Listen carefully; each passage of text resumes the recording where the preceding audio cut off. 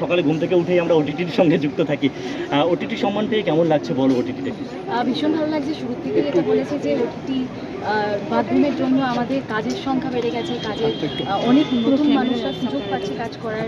Very good for new কামার্স। তো সেখানে আমি ভীষণ এনজয় করি নতুনদের পরিচালনায় হোক বা নতুন ধরনের কাজ, যে কোনো নতুন চরিত্র মানেই আমার কাছে অভিনেতা হিসেবে একটা চ্যালেঞ্জ।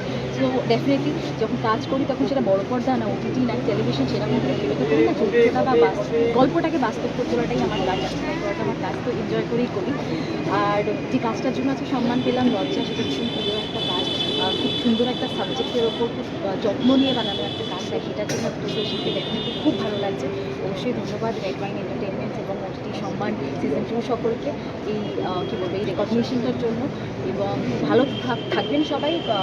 আর আমিও চেষ্টা করবো আমার তরফ থেকে এখান থেকেই মোটিভেটেড হয়ে গিয়ে আগামী দিনে আরও ভালো কাজ করার। Thank you.